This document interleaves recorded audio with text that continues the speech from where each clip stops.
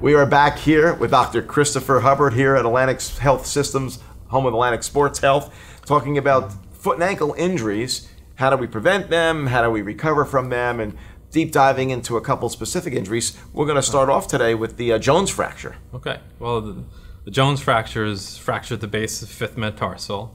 Really, there's three major types of fractures of the fifth metatarsal. The most common is what we call the avulsion, or the fracture of the tubercle. That's really at the real base of the fifth metatarsal. So that's the most common, typically an inversion injury. Almost all of those respond just to a walking boot in time and heal pretty well. The second is the dancer's fracture. This is a fracture of the shaft or the mid aspect of the metatarsal bone. Again, those typically heal in a boot and in time. It's the Jones fracture, that's the fracture in between those two, that is an area of the bone that has less good blood supply. And so in terms of that specific fracture, we see that in basketball players, soccer players, but has a high rate of not uniting without surgery, and then a high rate of uniting and then refracturing. So really in the athlete, the recommendation is a surgical fixation, placing a screw down the middle of the bone to compress and to stabilize that fracture. Interesting, interesting. Dr. Hubbard, there are so many, obviously, injuries at the foot and ankle. What would you share to our parents, our athletes, our people viewing? How do you prevent some of these injuries? Well, it's a good question.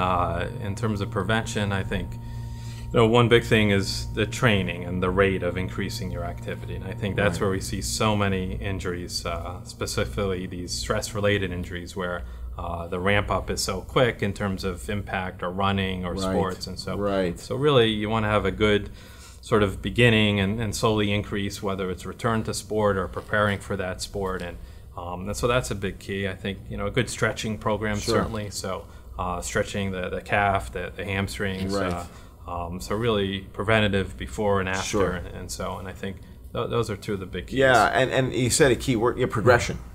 Really progressing and not starting out right away, kind of going out there and sprinting full, all out, jumping more than you should be jumping. People, sometimes we get carried away. Kids are jumping, they're running, they're doing a lot, and all of a sudden you have to build up that tolerance, right? And especially coming back from an injury in terms of return. And so, I was going to ask you that, the rate of reoccurrence of ankle injuries. Like if you had an ankle injury, what's the chances of an ankle injury again? It's much higher. Yeah, absolutely. And so part of that too is whether you're rehabbing this athlete or they have surgery and they're immobilized for a period of time. But similarly, you have to go back slow, and really that's coming up with a good plan with the trainer or the physical therapist in terms of returning and impact and going back to full contact or full activity. But yeah, I think you want to fully be healed so that you don't return and are still compensating, and then something else can happen. Absolutely. What would be the one most important point you would give someone advice in terms of rehabbing from a foot and ankle injury? What would you say the most important thing you can do if you had an injury and you're rehabbing? I think it's super important to get in contact and work with physical therapists. I think certainly things you can do on your own. We can teach you some basic things to do on your own, but I think that's the big thing, to have some coordination in terms of a good stretching program, good strengthening program, having somebody to guide you along. And so I think that's the big thing, is really to have somebody to help you with that plan in terms of returning to sports. Big believer in that. I even with my own kids, if we have a tweak, we have something, we right away, we want to have someone look at that, whether it be someone like yourself, a therapist. Let's get it checked out, because these minor tweaks can turn into bigger challenges, bigger issues, bigger injuries if they're not addressed early. Now, I know some things, you got, maybe it might be something small, fatigue. You're not going to go to a doctor or a therapist with everything. But when it comes to certain pains in the foot and ankle, certain areas that could, really cause this chain reaction, I feel it's very important.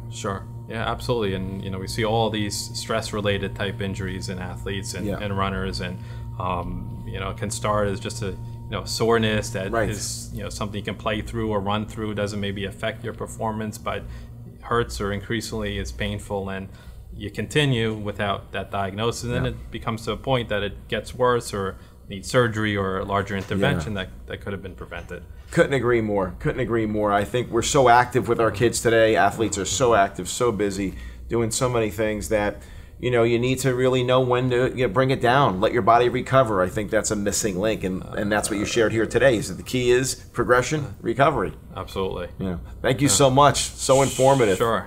Appreciate that. Yeah, absolutely. There you go. Foot and ankle. Learn more about it. Understand the impact it can have on performance, and making sure if we have anything going on, come get it checked out. Make sure you're fully recovered so you can get back to full play.